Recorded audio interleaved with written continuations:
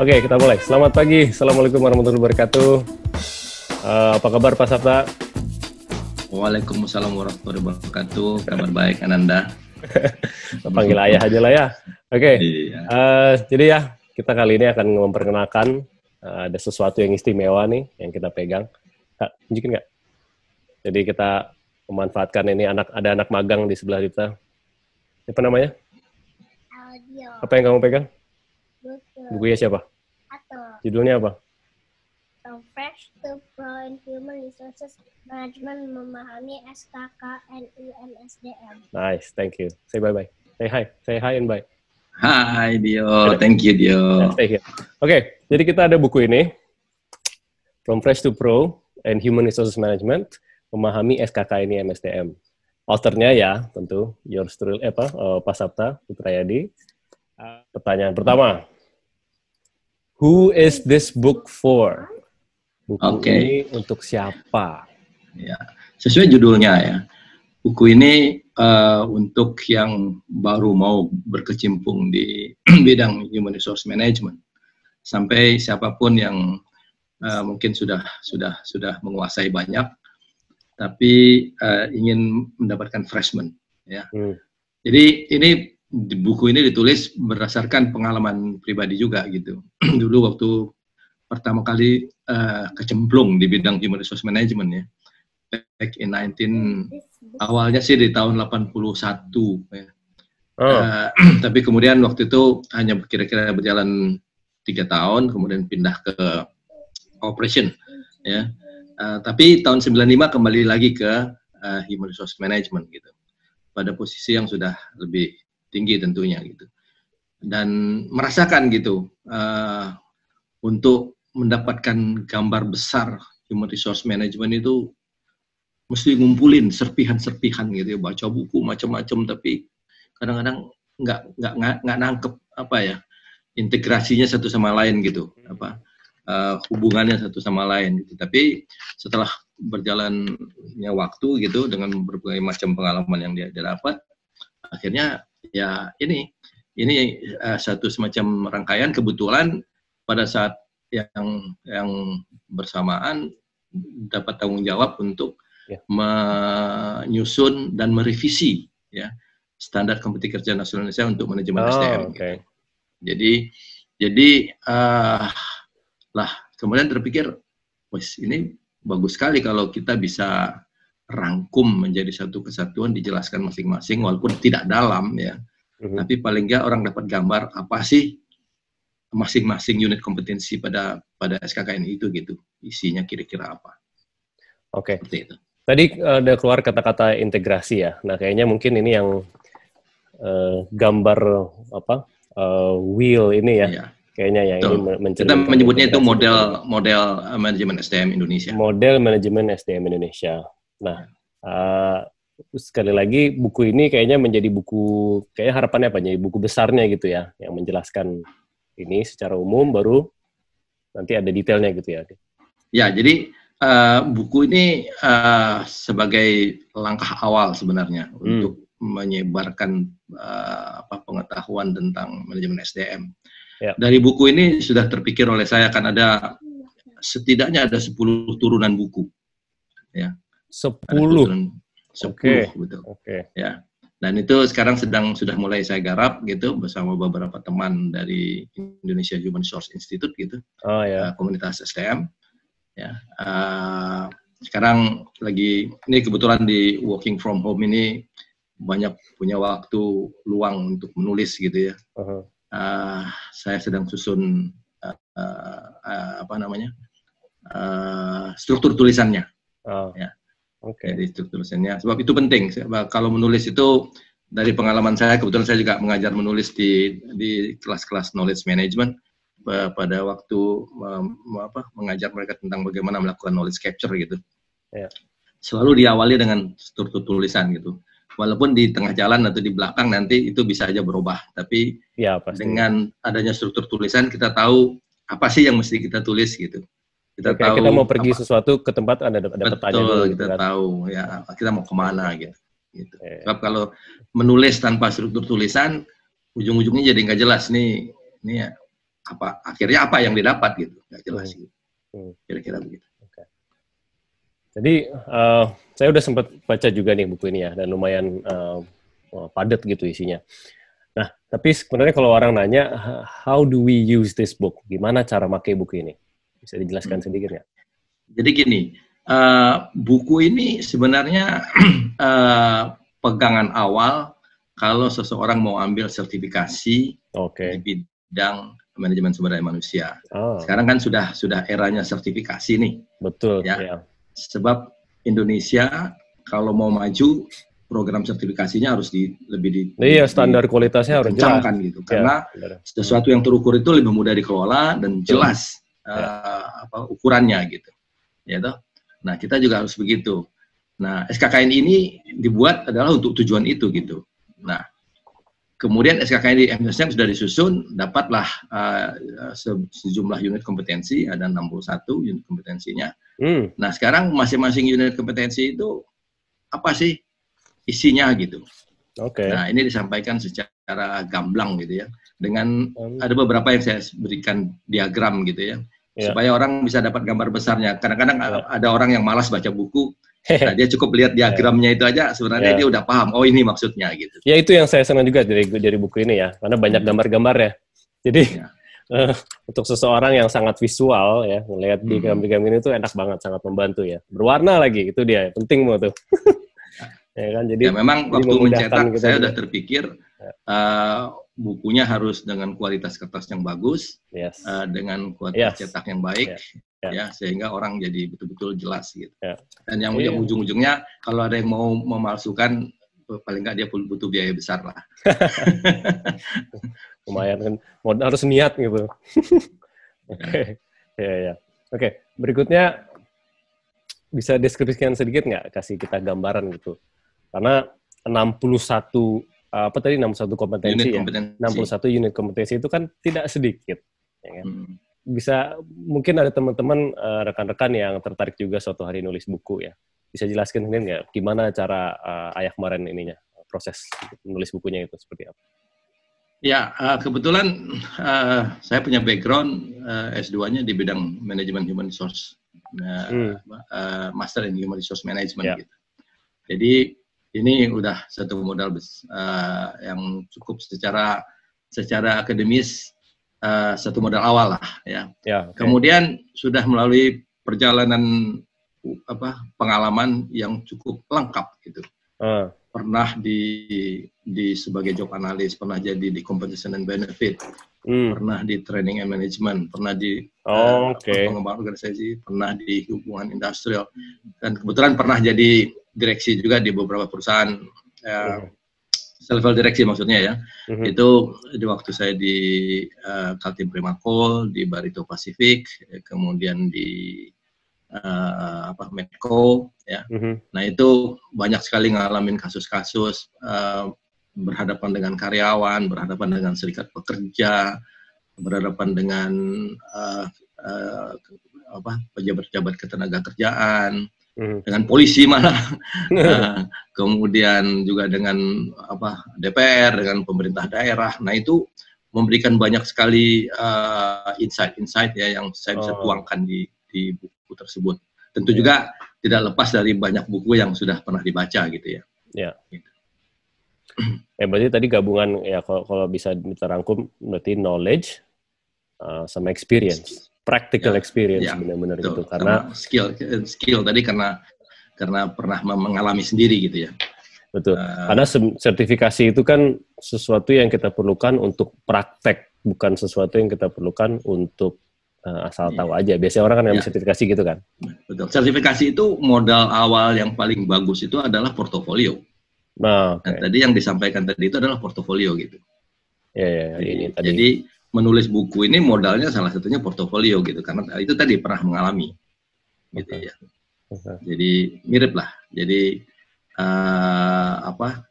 kalau ada teman-teman nanti yang mau mengambil sertifikasi ya, dari sekarang mesti rajin tuh. Nah, ini salah satu kelemahan yang saya tidak lakukan dulu ya sejak mulai kerja. Kebiasaan untuk mengumpulkan portofolio. Bentuk portofolio itu macam-macam, mulai dari surat penugasan, hasil pekerjaan, recognition, paper atau apapun lah ya, hasil kerja yang kalau nanti pada waktu kita mau diuji sertifikasinya itu kita lampirkan itu. Itu asesor kalau melihat itu udah langsung, wah ini mah udah ngalami, udah jago lah, nggak usah lagi banyak ditanya-tanya, pasti karena tahu, bukti sudah nyata gitu kan berarti ya, menunjukkan kita kompeten melakukannya gitu. Oke. Kata kuncinya kan kompeten kalau kita melakukan uji sertifikasi. Nah, ini masih nyambung sama pertanyaan tadi. Oke, orang udah punya knowledge-nya, orang udah punya experience-nya. Tapi kadang-kadang justru semakin banyak knowledge sama experience itu orang malah makin bingung. Mesti mulai dari mana coba nulis ini? Itu ada ini nggak? Nah, makanya itu di halaman awal waktu bicara tentang 61 UK itu saya sengaja lihatkan gambar diagram manajemen SDM secara utuh gitu. Mungkin kalau dilihat itu ada di halaman berapa ini? Halaman 27. Ya, halaman 27. Ya. Nah, ini menggambarkan bagaimana manajemen SDM itu terkait satu sama lain gitu.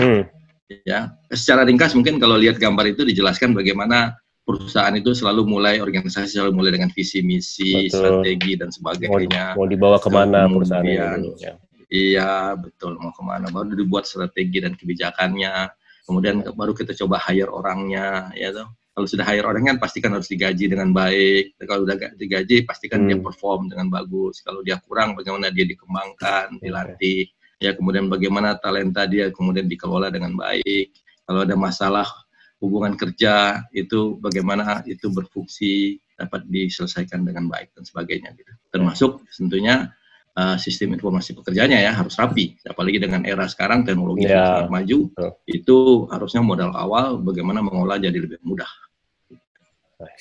Sip. Oke, kita lanjut dulu ya ke pertanyaan berikutnya. Kan tadi kita udah ngomongin soal prosesnya nih ya, membangun si buku ini. Pastinya sepanjang jalan menyusun buku ini banyak challenges, banyak obstacles, banyak rintangan. Bisa diceritain sedikit kayak gimana rintangannya dan bagaimana mengatasinya? Ya, mimpi menulis buku ini sebenarnya udah terjadi sejak... udah lama.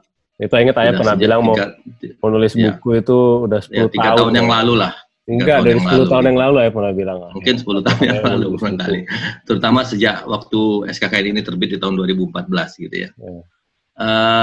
Ya itu tadi komitmen ya. Kemudian apa lagi ya? Kemampuan menulis itu juga perlu juga gitu. Nah, itu melalui proses diasah dulu gitu. Waktu itu sudah sering nulis-nulis sedikit-sedikit, baik di LinkedIn, ada di beberapa majalah-majalah HR gitu ya. Ya, artikel-artikel di LinkedIn ya. Artikel-artikel, nah itu terasa lah. Jadi gimana sih cara nulis yang baik, walaupun sekarang pun masih merasa banyak kekurangan gitu ya. Tapi dengan begitu menulis itu terasa jadi agak mudah gitu. Jadi bisa kalau ada ide langsung sebentar itu udah bisa jadi tulisan gitu. Gitu. Kemudian bagaimana merangkum informasi yang begitu banyak, gitu. Dari segala macam buku, dari Google, dari pengalaman, dari kasus-kasus gitu ya. Nah itu dituangkan dalam satu tulisan yang membuat orang bisa mendapatkan istilahnya itu dagingnya gitu, gitu intinya gitu. Nah itu challenge-nya di situ gitu. Tidak mudah memang, tapi ya harus dicoba, harus dilakukan. Waktu buku ini draftnya sudah jadi pun masih ada ragu nih kira-kira oke nggak sih ya. Makanya dikirim ke beberapa teman minta pendapat, mereka bilang udah diberikan banyak koreksi sama mereka gitu. Ya udahlah, this is my first step gitu ya, for a giant step gitu. Gitu. Jadi udah hubungi percetakan, minta tolong editor buatkan covernya segala macam. Akhirnya alhamdulillah jadilah buku ini. Dan dalam saat yang bersamaan saya juga sedang menulis buku tentang knowledge management gitu. Insya Allah bulan Juni ya itu juga saya lihat tuh di chapter terakhir ya. Ya, itu ada tentang knowledge management. Ada bonus tuh bisa dibilang tuh. Ya. Di bab 7 nih, knowledge management. Ya. Jadi karena keahlian ekstra saya juga di bidang knowledge management gitu. Saya ada konsultan di bidang knowledge management dengan brand Noco ya, KNOCO gitu. Ya, itu pasti akan berhubungan dan memang yang dari baca nonton orang cerita tentang mereka nulis buku, yang paling susah itu adalah buku pertama. Ya, betul. Buku pertama itu, tapi begitu udah keluar, udah ngalir habis itu ya. Seperti Ayah bilang tadi, ada 10 habis ini. Jadi kita nantikan lah 10 berikutnya. Insya Allah akan 11 jadinya. 11 berarti jadi total nanti. Oke. Nah, tapi sebenarnya kalau ditanya harapannya apa dari buku ini? Ya, tentunya ada harapan pribadi adalah bisa menyalurkan ilmunya ya kan. Tapi harapannya untuk praktisi di luar sana itu seperti apa? Ya, jadi harapannya tadi kalau secara pribadi saya bisa meninggalkan legacy itu ya. Yep.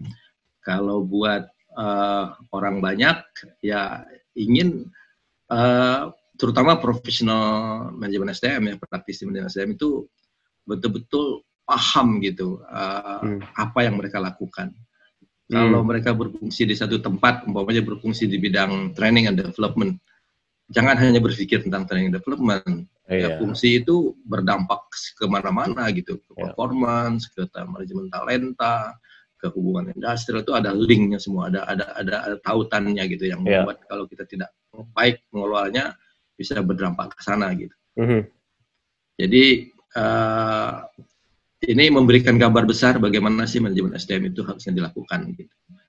Nah, dengan mereka kompeten, kan mereka ngurusin orang. Ya kan? Nah, kalau dia kompeten ngurusin orang, pasti orang-orangnya juga jadi kompeten gitu. Jadi apalagi tahun ini kebetulan tahun Indonesia kompeten gitu. Iya, betul. Nah, ini Indonesia unggul. Satu langkah kecil yang saya coba buat ya untuk mendukung itu gitu. Yes, exactly. Sehingga ke depan kita harapkan Indonesia ini benar-benar menjadi Indonesia kompeten gitu. Bukan hanya sekedar apa namanya? Slogan, bukan sekedar slogan. Kedepannya kita harus benar-benar ciptakan Indonesia yang kompeten. Itu mimpi untuk yang banyak gitu ya, untuk yang banyak. Sehingga mereka juga kalau mungkin nanti mau ambil sertifikasi mereka jadi lebih siap gitu ya. Nah, yang lebih penting lagi adalah karena kebetulan saya bidangnya knowledge management adalah bagaimana sih pengetahuan tesit yang ada di kepala saya itu bisa saya tuangkan dalam tulisan gitu. Menjadi explicit knowledge gitu. Sehingga itu bermanfaat bukan orang lain gitu. Jadi tanpa orangnya ketemu saya pun gitu, dia bisa tahu, oh apa yang ada di kepala Pak Sabta itu dari pengalamannya itu, oh gini yang ditangkap. Walaupun belum tentu 100% benar juga gitu. Ya toh, sebab nggak ada yang mutlak ya di isi buku itu bisa banyak sekali variasinya. Ya, tapi itulah yang ada di kepala saya gitu. Nah itu bisa jadi semacam referensi, bisa jadi semacam benchmarking buat praktisi ke depan gitu.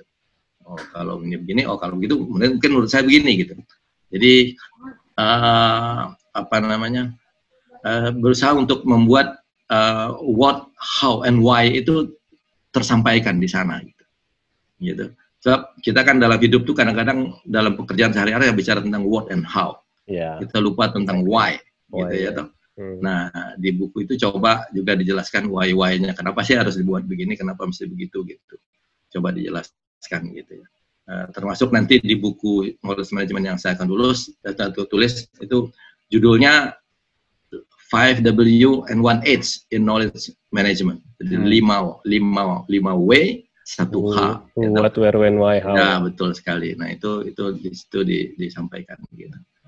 Jadi ini penting ya buat terutama buat generasi muda ke depan, bagaimana kita menjadi betul-betul kompeten sehingga kita mengelola orang, mengelola pengetahuan di Indonesia itu dilakukan dengan baik dan bisa memberikan manfaat yang besar buat bangsa Indonesia. Oke, ada lagi pesan-pesan terakhir untuk buku ini? Untuk yang pesan terakhir, pastikan buku ini begitu Anda sudah baca, sebarkan ke orang lain isinya. Ya. Jadi kalau dana terbatas, baca buku ini, kuasai, ajarkan orang lain. Jadi tidak harus membeli bukunya. Karena jujur aja, buku ini saya cetak hanya 500 eksemplar. Oh, limited edition berarti sebenarnya. Limited edition. Jadi, 500 itu, ya oke, cepet itu.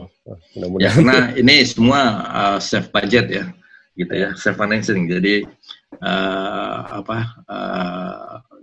dicoba dengan jumlah yang terbatas gitu. Oke, satu lagi, sorry. Kalau orang ada pertanyaan, orang pengen tahu lebih detail tentang ini, gimana cara? Silakan kirim email ya ke saptapy@gmail.com. Ya, di sini ada ini juga sih. Ada. Nanti kita tulis juga di notes berarti ya. Boleh. Ya. Apalagi selain email, channelnya untuk bisa kontak dengan Ayah. Sebenarnya ada satu lagi adalah di www.nocoindonesia.com. nocoindonesia.com. Oke, nanti kita tulis juga linknya. Dan Ayah juga aktif di LinkedIn ya? Di LinkedIn juga. Boleh di LinkedIn juga. LinkedIn kan. Sama Facebook ya. Banyak postnya di situ. Oke. Ya. Nanti kita kalau bisa kita jadwalin juga nih. Mungkin ada sesi kayak begini Zoom session sama orang-orang yang sudah baca bukunya, yang mau sharing, ya kan, semacam book club gitulah. Ya. Ya. Oke. Sip. Kalau gitu, terima kasih banyak waktunya. Sama-sama. Ya. Terima kasih banyak juga. Salam sehat, salam sukses buat semuanya. Hai Dio. Oke, sekali lagi, get your copy From Fresh to Pro in Human Resources Management by no other than Father Insinyur Sapta Putra Edi, Master of Human Resources Management. One of the best, the most well-known HR practitioners in the country, in the nation. Okay, very proud of you. This is a huge achievement. This is a huge milestone and a legacy again. Oke, semoga ini bermanfaat buat banyak orang dan khususnya buat negara kita. Oke, terima kasih banyak waktunya. Kita ngobrol lagi nanti. Oke, selamat siang. Selamat pagi menjelang siang. Assalamualaikum warahmatullahi wabarakatuh. Waalaikumsalam warahmatullahi wabarakatuh. Stay safe.